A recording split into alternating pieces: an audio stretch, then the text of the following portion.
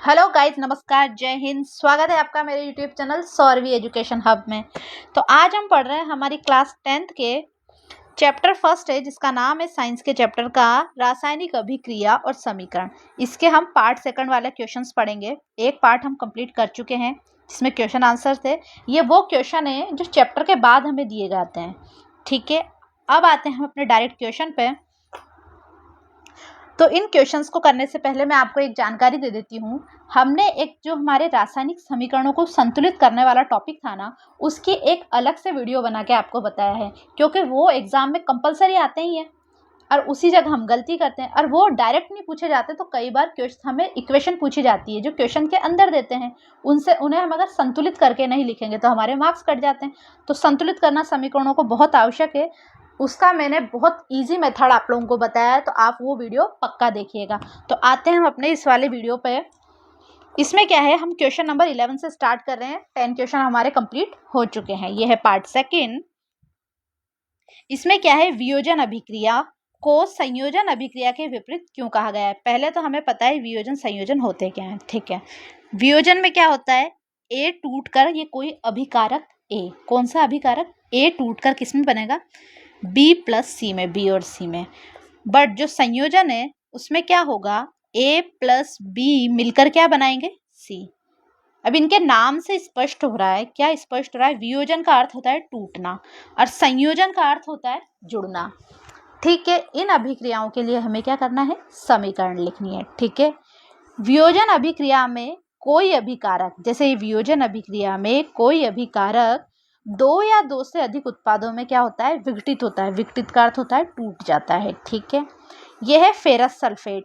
इसको हमने क्या करा, हीट दी। अब हीट का साइन मैं बना देती हूँ। ये हीट, इसको डेल्टा बोलते हैं। हीट दी यानी उष्मा दी, तो उससे क्या बना, हमारा फेरिक ऑक्साइड बना। और क्या बना, SO2 और SO3 क्या बना, सल्फर डाइऑक्साइड और सल्फर ट्राइऑक्साइड गैस भी बनी। तो ये देखिए ना, वियोजित होकर एक अभिकारक ये 3 उत्पादों में बदल गया। अब आते हैं हम संयोजन अभिक्रिया। इसमें क्या होता है, दो या दो से अधिक पदार्थ संयुक्त होकर क्या बनाते हैं, एक नया पदार्थ।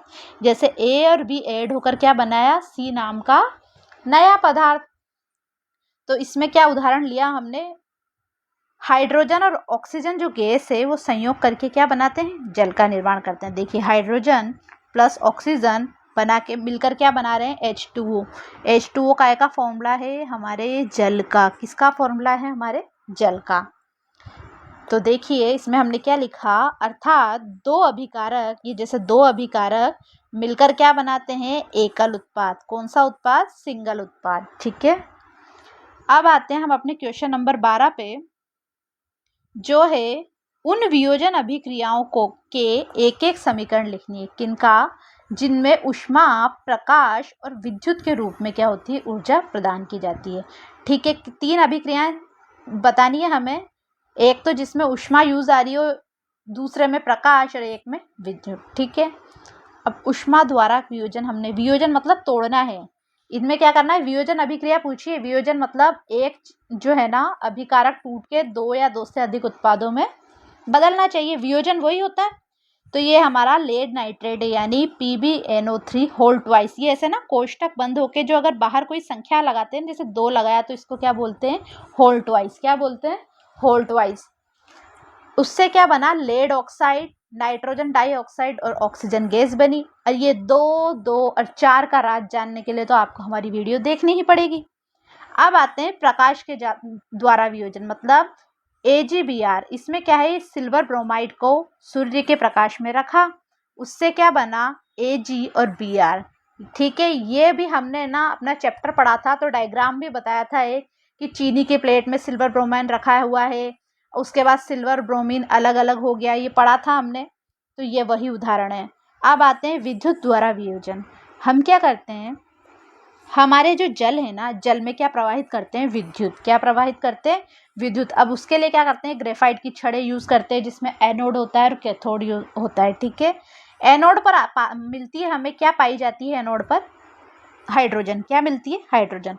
और कैथोड पे क्या आती है, ऑक्सीजन। ये भी हमने डायग्राम बनाया था चैप्टर के टाइम, तो आप उसको भी अच्छे से देखना। ठीक है, ये एनोड आई किस एनोड पर क्या है, हाइड्रोजन, और कैथोड पे क्या है, ऑक्सीजन। ठीक है, विद्युत द्वारा वियोजन यानी विद्युत द्वारा टूटना। अब आते हैं हम, हमारा क्वेश्चन नंबर 13 जो है वो क्या है, विस्थापन और द्विविस्थापन अभिक्रियाओं में क्या अंतर है, हमें ये देखना है। क्या विस्थापन और द्विविस्थापन, इन अभिक्रियाओं के लिए समीकरण भी लिखने हैं। बिल्कुल ठीक है। विस्थापन अभिक्रिया में क्या होता है, ये हमने शायद लास्ट वीडियो में भी देखा था कि जब अधिक क्रियाशील तत्व कम क्रियाशील तत्व को उसके यौगिक से क्या कर देते हैं, विस्थापित। जैसे इसको इस समीकरण से देखेंगे तो वो क्या कहलाती है, विस्थापन अभिक्रिया। ये है जिंक, ये है कॉपर क्लोराइड। अब इसमें क्या है, जिंक की क्रियाशीलता जो होती है ना वो कॉपर से अधिक है। क्या है, हमारे कॉपर से अधिक है। अब कॉपर से अधिक है तो ये जिंक क्रिया किससे कर लेगा, क्लोरीन से। तो ये क्या बनेगा, जिंक क्लोराइड। और फिर अकेला क्या छूट जाएगा, ये मासूम सा कॉपर। क्या छूट जाएगा, मासूम सा कॉपर। क्यों, क्योंकि इसकी क्रियाशीलता कम है। किसके कम है, जिंक से कम है। ठीक है। अब यहाँ पर क्या हुआ, जिंक कॉपर से अधिक क्रियाशील है, इस वजह से क्या हुआ, CuCl2 से कॉपर को विस्थापित कर दिया। ठीक है। अब आते हैं द्विविस्थापन। अब इसमें क्या होता है, क्रॉस, जैसे द्विविस्थापन अभिक्रियाओं में अभिकारकों के बीच क्या होता है, आयनों का आदान प्रदान होता है। तो जैसे ये AB + CD ये एग्जाम्पल है, तो A की क्रिया किससे हुई, C से, और B की D से। ठीक है। तो ये बना AC और ये बना BD। अब देखिए यहाँ है हमारा NaOH + HCl मिलकर क्या बनेगा, देखिए Na को अगर हम H से ऐड करेंगे तो NaH कुछ बनेगा ही नहीं, बट NaCl तो यौगिक बनता है ना। तो हमें, हमारा मकसद क्या है, इसका यौगिक बनाना। तो क्या बनेगा, NaCl, और ये OH है और इधर भी H है, तो मिलकर क्या बना, जल। तो यहाँ क्या बनेगा, NaCl + जल। ओके।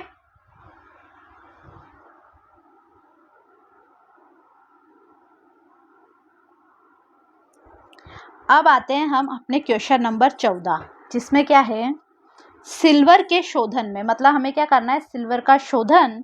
उसमें क्या है, सिल्वर नाइट्रेट के विलयन से हमें क्या प्राप्त करनी है, सिल्वर। अब इसके लिए हम किस चीज का यूज कर रहे हैं, कॉपर धातु का। इसका इजी वे में जो क्वेश्चन है वो क्या है, कॉपर धातु की क्रिया हमें किससे करवानी है, सिल्वर नाइट्रेट से। किससे करवानी है कॉपर की क्रिया, सिल्वर नाइट्रेट से। ठीक है।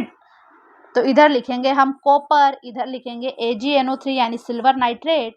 अब देखिए जो कॉपर का है ना क्रियाशीलता वो सिल्वर से ज्यादा है, तो कॉपर किसके पास आ जाएगा, नाइट्रेट के पास, ये NO3 के साथ, और ये अर्जेंटम यानी सिल्वर। अर्जेंटम, सिल्वर को लैटिन भाषा में बोलते हैं अर्जेंटम यानी सिल्वर।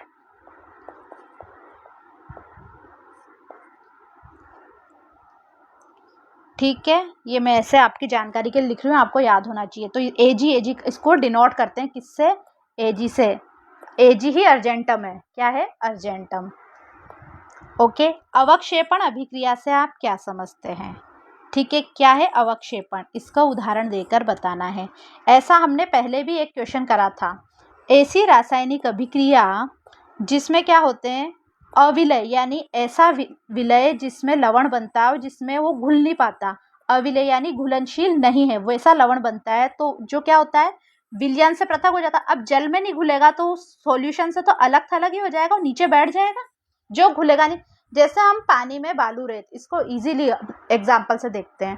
पानी में अगर हम बालू रेत डालेंगे तो जो बालू रेत होगी पानी में घुलेगी थोड़ी, उसको 5 मिनट शांत छोड़ देंगे तो वो क्या हो जाएगी, जल के अंदर नीचे बैठ जाएगी सतह पर। तो ये वही है, तो वो क्या बन गया है, एक अवक्षेपण। क्या बन गया, वो भी एक तरह की कौन सी क्रिया है, अवक्षेपण। तो नीचे क्या बन गया, अवक्षेपण अभिक्रिया कहलाती है। ठीक है। अब यह है AgNO3, इसकी क्रिया कराई NaCl से। किससे, NaCl से। तो अब देखिए Ag क्या बना, Cl, यानी ये Ad और NO3 की किससे क्रिया होगी, सोडियम से। तो ये क्या बना, सोडियम नाइट्रेट। और जो AgCl बना है ये क्या बना है, सफेद रंग का अवक्षेप, जिसका क्या नाम है, सिल्वर क्लोराइड। ओके। सेम ऐसा ही क्वेश्चन था जहां पर यहाँ BaCl बना था, बेरिलियम क्लोराइड, वो भी क्या था, सफ़ेद रंग का अवक्षेप। ये मैंने जब चैप्टर पढ़ाया था ना तब बताया था। तो वो वाली इक्वेशन भी हमारे लिए बहुत ज़्यादा इम्पोर्टेंट है। वो अभिक्रिया भी याद रखनी है, ये वाली अभिक्रिया भी याद रखनी है। एग्ज़ाम के पॉइंट ऑफ व्यू से ये दोनों ही जो अभिक्रिया है, इनमें से एक क्वेश्चन एग्ज़ाम में देखा जाता है। तो अब हम इसके बाद वाले जो क्वेश्चन है वो अपनी नेक्स्ट वीडियो में देखेंगे। तब तक आप हमारे चैनल को लाइक करें, सब्सक्राइब करें, अपने दोस्तों के साथ शेयर करें और हाँ, कमेंट करके हमें बताएं कि आपको हमारी वीडियोस कैसी लग रही है। Bye bye.